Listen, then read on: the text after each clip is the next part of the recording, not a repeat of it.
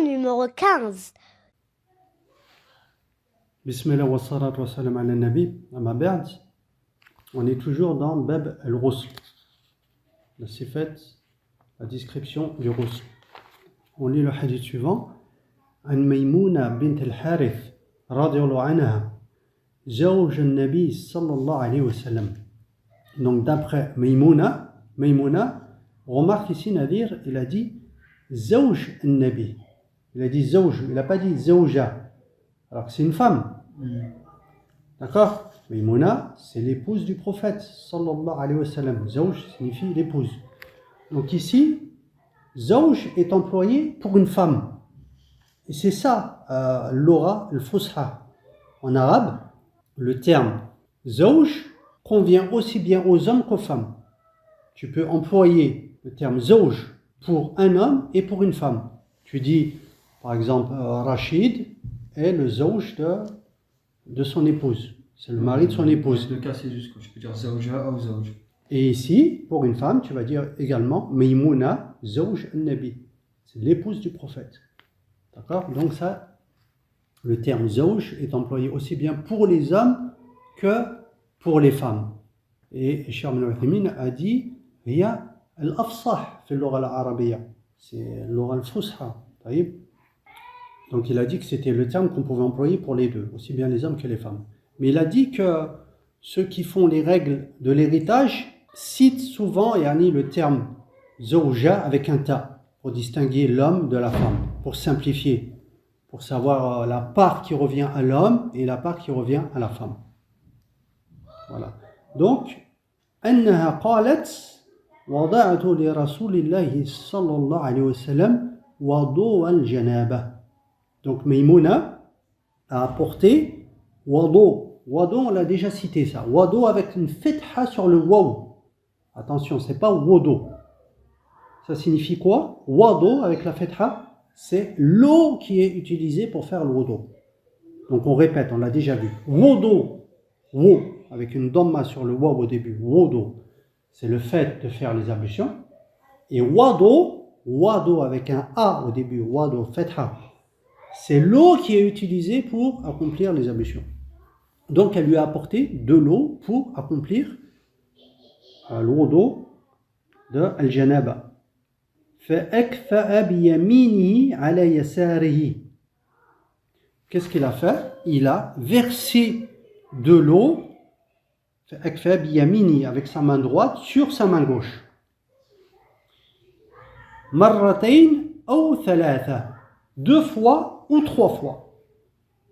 Ou 3 fois, c'est un chèque, c'est un doute du rapporteur. Donc il a fait ça 2 ou 3 fois. ثم غسل فرجه. Puis il a lavé ses parties intimes. ثم ضرب يده بالأرض. Puis il a frappé, mot frappé, la terre avec ses mains. Mais le sens ici, c'est il a essuyé. C'est essuyer les mains sur la terre. أو الحائط, ou le mur. Également ici, الأو, c'est un doute du rapporteur. C'est soit la terre, soit le mur. Donc le sens, c'est quoi? Comme l'a cité Cheikh Abdallah al-Bassam, al-murad minhu mash yadah. Le fait, c'est d'essuyer les mains. Donc taraba signifie frapper, mais ici le sens c'est essuyer. Le prophète sallallahu alayhi wa sallam s'est essuyé les mains sur la terre ou sur le mur. مرتين أو ثلاثة, 2 ou 3 fois.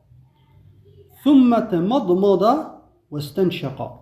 Puis il a fait la madmada ou l'istinshaq. Il s'est lavé la bouche et le nez. وغسل وجهه وذراعيه. Puis il s'est lavé le visage et les bras, c'est-à-dire les mains et le bras.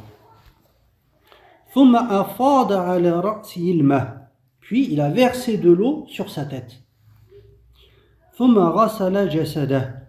Puis il a lavé tout son corps. Donc par la suite, il a lavé tout le reste du corps. ثم تنحى. Puis il a reculé un petit peu comme ça. فغسل رجليه. Et il s'est lavé les pieds. فأتيته بخرقة فلم يردها.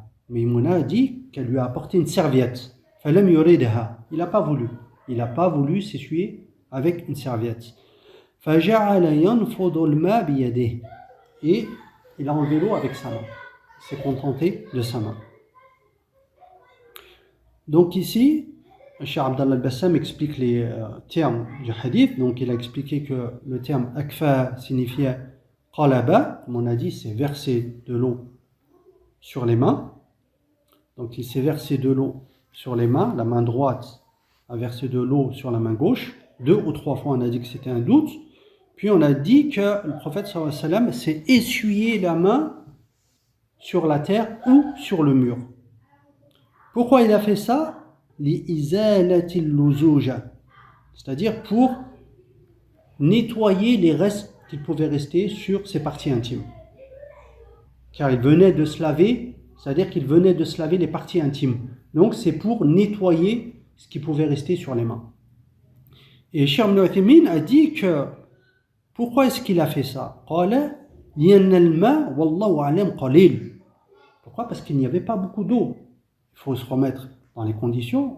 À l'époque, c'est pas comme maintenant, tu rentres dans la douche, tu ouvres le robinet et l'eau coule à flot. Non, l'eau est quelque chose de aziz, tu vois. Donc il faisait très attention à l'eau. Donc vu qu'il n'y avait pas beaucoup d'eau, il a utilisé ce moyen-là pour se nettoyer. Voilà. Donc il a dit que s'il avait utilisé de l'eau, il aurait utilisé beaucoup d'eau pour se nettoyer. Donc il a utilisé cette méthode-là, en frappant, en passant sa main sur la terre ou sur le mur. Puis Maïmouna donc, lui a apporté une serviette pour s'essuyer et il s'est contenté de se nettoyer avec sa main. Alors, qu'est-ce qu'on tire comme profit du hadith? On ne sait pas pourquoi il a refusé la serviette.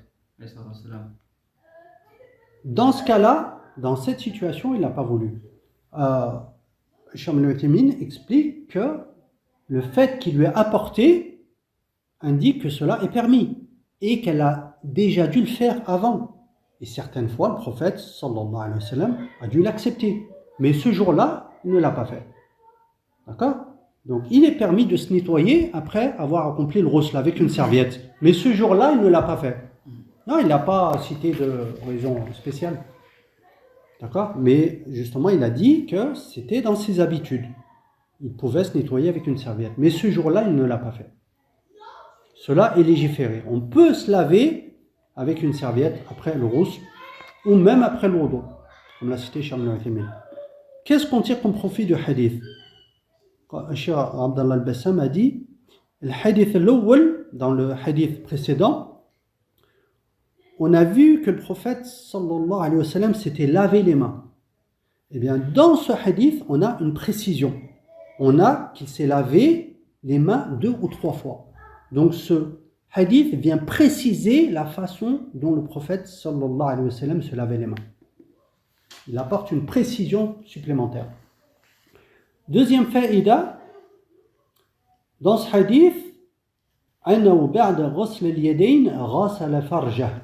On a que après que le prophète sallallahu alayhi wa sallam se soit lavé les mains, il s'est essuyé les parties intimes. Il s'est lavé les parties intimes.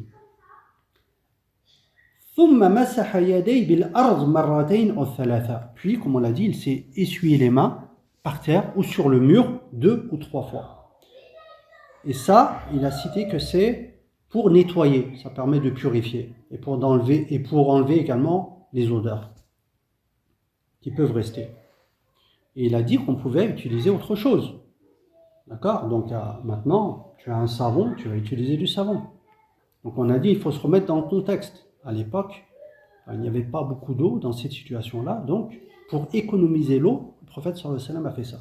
Maintenant, de nos jours, tu as du shampoing, du savon, tu peux utiliser cela. Autre profit du hadith, يتعين أن ينوي بغسل فرج ابتداء الجنابة.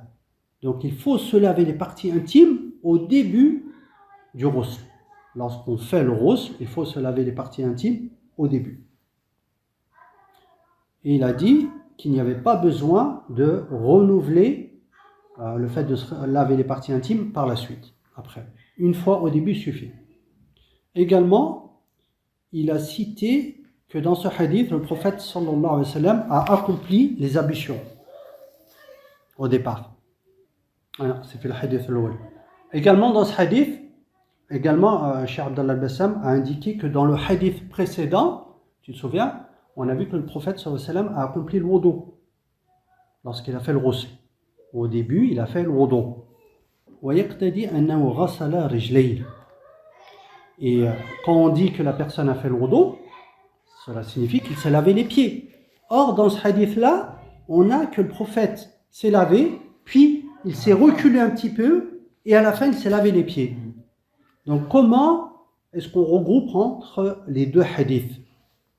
Alors, Cheikh Abdallah al-Bassam a dit que la meilleure réponse, est que dans le hadith de Maïmouna, celui-ci, eh bien, cela indique qu'en fait, le prophète a accompli le wudu totalement, c'est-à-dire qu'il a fait le wudu du début jusqu'à la fin, en se lavant les pieds, puis à la fin, il s'est reculé un petit peu pour se relaver les pieds, parce que peut-être qu'il y avait quelque chose dessous, comme l'a cité Cheikh Ibn Uthaymin, al-ard allati tahtahu kanat tinan.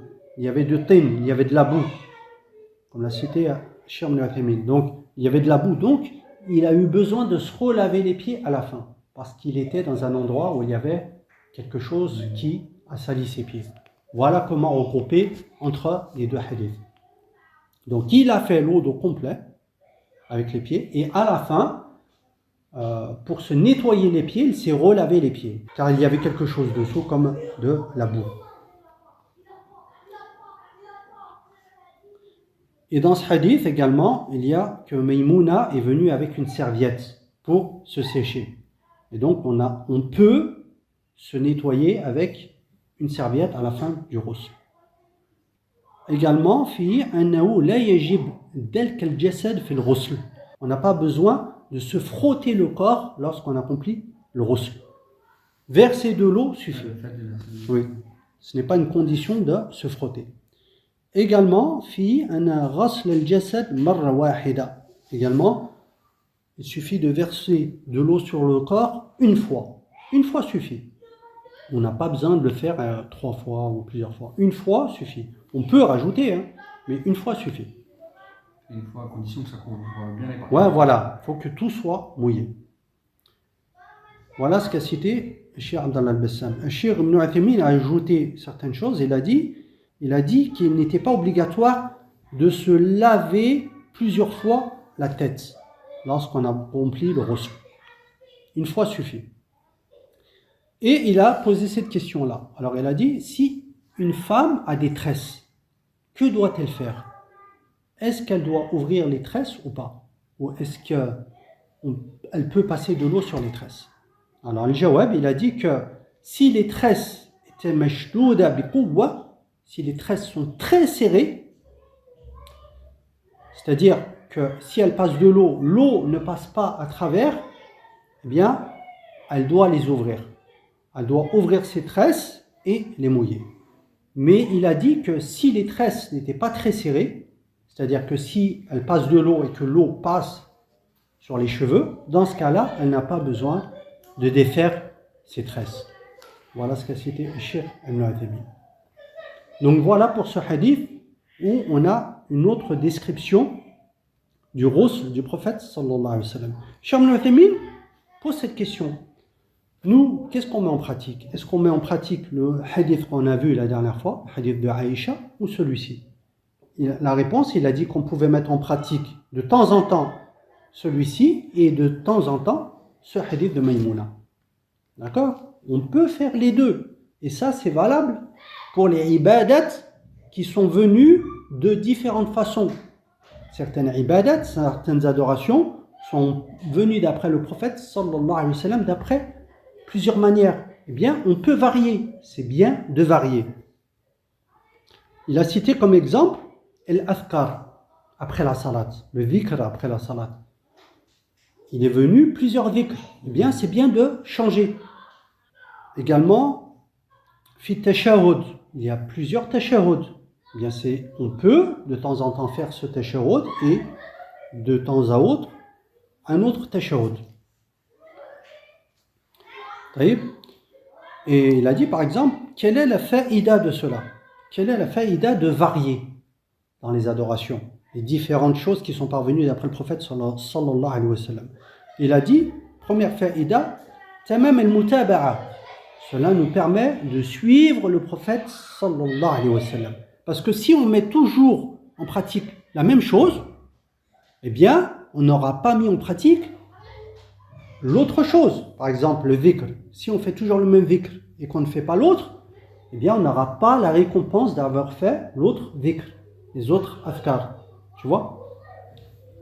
Ou l'autre sunnah, par exemple, tashahhud également. Si on fait toujours le même tashahhud, on n'aura pas la récompense d'avoir suivi le prophète dans la façon d'accomplir l'autre tashahhud. Donc voilà pourquoi c'est bien de varier. Le deuxième profil a dit également ihya as-sunnatayn.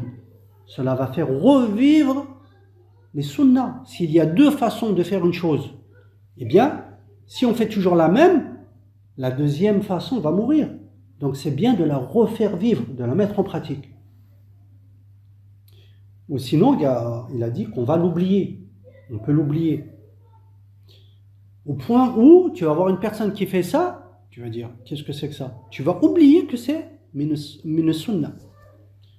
Troisième point, il a dit, al-musa'ada ala hudur al-qalb. Cela aide ton qalb, ton cœur, à être éveillé. Tu vas être attentif. Pourquoi? Parce que quand on fait toujours la même chose, ça devient banal, ça devient une habitude. Mais quand tu varies, ton cœur va plus faire attention. Par exemple, de al-istiftah, la dua d'ouverture de la salat au début. Quand on fait toujours la même, ça devient une habitude. Peut-être qu'on va le dire comme ça, mais sans ressentir le sens. Mais quand on varie, on change, notre cœur va être plus présent. Et quatrièmement, il a dit takhfif, pour alléger. Par exemple, il a cité l'adhkar après la salat. Il est parvenu plusieurs manières. Et parfois, il allégeait. Il faisait moins de fois. Parfois, il faisait par exemple 33 fois. Il est parvenu qu'il faisait moins. Bien, toi, par exemple, tu es musafir, tu es en voyage, ou tu es pressé. Qu'est-ce que tu fais? Tu fais ce qui est venu, qui est allégé. Un nombre moins grand de afkar. Pourquoi? C'est facilité. C'est bon pour le hadith. On lit le hadith suivant. عن عبد الله بن عمر أن عمر بن الخطاب رضي الله عنه قال يا رسول الله أيرقد أحدنا وهو جنوب. Donc Abdullah ibn Omar a dit que Omar ibn al-Khattab رضي الله عنه a interrogé le prophète sallallahu alayhi wa sallam. أيرقد أحدنا وهو جنوب. Il lui a dit, est-ce qu'on peut dormir lorsqu'on est en état de janaba? Est-ce que la personne qui est en état de janaba peut s'endormir? قال نعم. Le prophète lui a dit oui. إذا توضأ أحدكم فليرقد وهو جنوب. Il a dit si une personne accomplit le wudu, elle peut dormir en état de janaba. Une personne qui est en état de janaba peut s'endormir si elle a fait le wudu, les ablutions. Cheikh Ibn Uthaymin dit que l'âme ici, fal yurqud, fal après le fa, on a un lam, fal yurqud. Ce lam, lil ibaha, c'est-à-dire que cela est permis. Il est permis de dormir en état de janaba si on fait al-wudu, les ablutions. Cheikh Abdallah al-Bassam explique le sens général du hadith. قال كان الحدث من الجنابة عندهم كبيرا. Alors, le fait d'être en état de janaba était quelque chose de grand, d'important auprès des sahaba. C'est pour ça qu'ils ont voulu savoir est-ce qu'ils pouvaient dormir en état de janaba. Et c'est pour cela que ashkala alayhim, cela leur a posé problème. Donc, ils ont interrogé le prophète sallallahu alayhi wa sallam. Et le prophète lui a dit oui, tu peux si tu fais al-wudu, si tu fais les ablutions. Donc, on peut dormir en état de janaba, en état d'impureté rituelle, si on accomplit al-wudu. Le prophète les a autorisés. طيب لماذا قال أن يخفف هذا الحدث الأكبر بالوضوء الشرعي. Pour alléger, parce que ça c'est une impureté majeure, c'est pour alléger cette impureté majeure en accomplissant le wudu. Qu'est-ce qu'on tire comme profit du hadith? Cheikh Abdallah al-Bassam a dit, premier point, jawaz nawm al-junub qabla al-ghusl idha tawadda. Donc celui qui est en état de janaba peut dormir s'il a accompli le wudu, comme on a vu dans le hadith. Deuxième point, قال أن الكمال أن لا ينام الجنوب حتى يغتسل. Donc, ce qui est recommandé, le meilleur, est d'accomplir le ghusl avant de dormir. Voilà ce qui est préférable, c'est la meilleure des choses. لأن الاكتفاء بالوضوء رخصة. Car ici, c'est une autorisation que le prophète sallallahu alayhi wa sallam nous a dit qu'on peut dormir si on accomplit le wudu. Mais le meilleur, c'est d'accomplir le ghusl. Troisième point, il a cité qu'il est légiféré de faire le wudu avant de dormir, si la personne n'a pas fait le ghusl. Donc, c'est permis, c'est autorisé.